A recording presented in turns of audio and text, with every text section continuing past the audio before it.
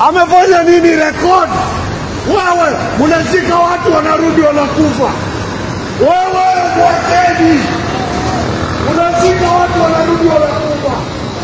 Wewe mwakeni. Hakuna kitu amefanya. Hajafanya kitu. Wewe. Mambo yanazidi kuharibika nchini. Mambo yanazidi kuchemka.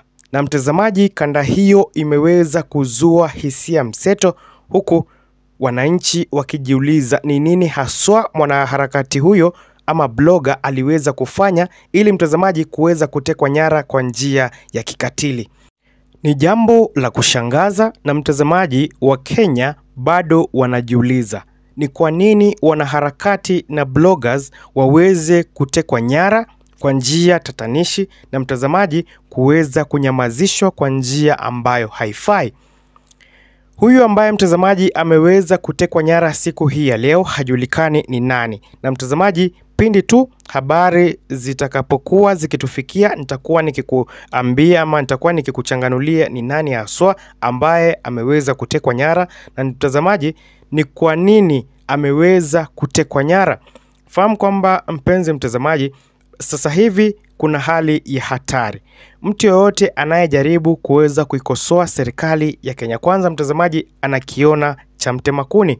Jambo ambalo mtazamaji linafanya nchi ya Kenya kuweza kuelekea mahala pabaya. Fahamu kwamba vijana ndio kizazi kijacho. Na mtazamaji, kuteka nyara mwanaharakati anayejaribu kutetea haki za Wakenya ni jambo ambalo linazidi kukashifiwa vikali zaidi.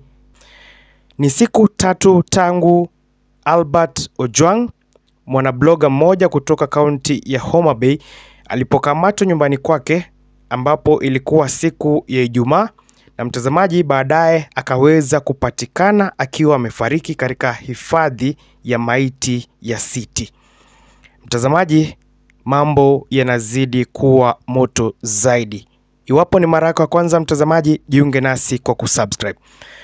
Siku ya Ijumaa tarehe 6 mwezi wa 6 mwaka 2025, Albert Ojwang mtazamaji, ambaye ni mwanabloga kutoka kaunti ya Homa Bay, aliweza kufumaniwa na maafisa kutoka kitengo cha DCI na kusema kwamba wanataka kwenda kumhoji kuhusiana na chapisho lake la mtandao wa X, yani Twitter. Mtazamaji, babake mzazi akasihi kwamba waweze kuandamana, lakini wakaweza kukataa. Baadaye, baada ya mzazi wake kuweza kufika ambaye ni babake, wakaambiwa kwamba mwanawe ameweza kujitia kitanzi. Jambo ambalo mtazamaji ni uongo, na kulingana na uchunguzi, Gen Z wamebaini ukweli wa mambo kwamba ni mmojawapo ya wale maafisa wakuu wa usalama ambaye aliweza kutekeleza kitendo hiki. Mtazamaji, kabla ni kuchanganulia na ni kupakulia ukweli wa mambo, iwapo ni mara yako ya kwanza, jiunge nasi kwa kusubscribe. Fahamu kwamba mtazamaji, siku ya jana wanabloga, wanaharakati pamoja na wale watu wanaotetea haki za binadamu, yale mashirika yanayotetea haki za vijana waliweza kuungana na kuweza kujumuika nje ya hifadhi ya City Mortuary. Na mtazamaji, walikuwa wamebeba hivi vibango ambavyo vinasema kwamba justice for Ojwang. Na mtazamaji, ni jambo la kushangaza mwanabloga anayejaribu kuikosoa serikali ya Rais William Ruto akiweza kutekwa nyara, na hivyo basi mtazamaji kuweza kuuawa, na kifo chake mtazamaji kuweza kusemekana kwamba aliweza kujitia kitanzi na kujipigisha kwa ukuta. Jambo ambalo mtazamaji limesemekana na nimebainika kuwa uongo. Siku ya jana mtazamaji, baadhi ya viongozi walionekana kuweza kukashifu vitendo vya kiovu ambavyo vinazidi kuendelea ndani ya serikali ya Kenya Kwanza. Mwaka uliopita mtazamaji, tuliona kuwa kuna baadhi ya wanaharakati ambao mtazamaji waliweza kutekwa nyara na kuweza kufichwa, na baada ya Gen Z kuweza kupaza sauti mtazamaji, wakaweza kuachiliwa na wakaambiwa wasiweze kuongea hata jambo moja, na wakifanya hivyo mtazamaji wataweza kuangamizwa. Jambo ambalo mtazamaji, Wakenya wanazidi kujiuliza, ni nini kinachoendelea ndani ya serikali ya Kenya Kwanza? Na mtazamaji, kuwanyamazisha mabloga ni kwa kuwateka nyara na kuangamiza, ama mtazamaji, kuweza kuwatumia onyo? Wengi wamezidi kujiuliza swali hili. Mtazamaji, Albert Ojwang alikuwa amechapisha chapisho katika mtandao wake wa Twitter kuhusiana na maafisa wakuu wa usalama. Na mtazamaji, siku moja baada ya chapisho lake akaweza kufumaniwa nyumbani kwake, akachukuliwa, na mtazamaji, baadaye usiku huo huo akaweza kusemekana ameweza kuiaga dunia. Mwaka uliopita kuna baadhi ya wanaharakati ambao waliweza kupoteza maisha yao katika hali ambayo ni tata. Na mtazamaji, nikisema hali tata namaanisha kwamba ni kutekwa nyara na baadaye kupatikana mahali wakiwa wameuawa na wakiwa wanaonekana kuwa waliweza kupigwa vibaya zaidi. Na mtazamaji, swali ni je, ni nani ambaye anatekeleza maovu haya?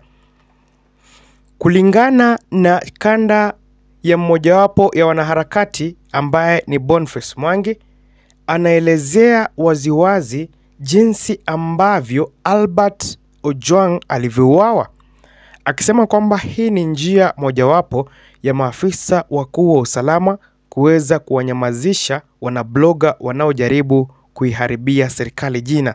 Na mtazamaji, si kuiharibia jina bali ni kuikosoa. Lakini kwa nini uweze kumwangamiza kijana anayejaribu kuikosoa serikali?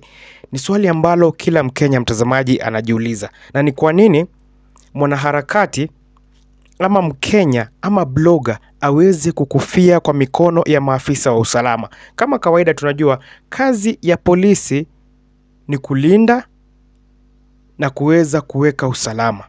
Lakini mtazamaji, mmojawapo ya wananchi anapofia mikononi mwa maafisa wa usalama, mtazamaji, kuna jambo. Albert Ojwang aliweza kukufia ama aliweza kufariki akiwa katika mikono ya sheria. Na mtazamaji, ni nani ambaye aliweza kuhusiana na kifo hiki? Kulingana na habari ambazo mtazamaji zinatufikia katika meza yetu ya habari, ni kwamba kuna kikundi fulani cha wahalifu ambao wameweza kuteuliwa na serikali ili kuweza kuwanyamazisha baadhi ya wanabloga, kuweza kuwanyamazisha baadhi ya wanaharakati wanaojaribu kuweza kuikosoa serikali ya Rais William Ruto. Mtazamaji, Rigathi Gachagua aliweza kusema wazi kwamba mipango ya Rais William Ruto ni mipango ya ajabu. Na hivyo basi mtu yoyote anayejaribu kuweza kuikosoa serikali anauawa. Na mtazamaji, Rigathi Gachagua aliweza kusema wazi katika kampeni zake kwamba Kasongo ni muuaji. Jambo ambalo mtazamaji linazidi kuwashtua wengi. Jambo ambalo mtazamaji linazidi kuwashangaza wengi. Rais aliyetumia kanisa ili kuweza kupata kura, ni kwa namna gani wanasema kwamba yeye ni muuaji? Mtazamaji, fahamu kwamba hapa ni Tani Digital. Tunakupa uchanganuzi wa kina masuala ya kisiasa. Cha muhimu, uweza kuungana nasi kwa kubonyeza alama iliyoandikwa subscribe. Uwe na wakati mwema mtazamaji.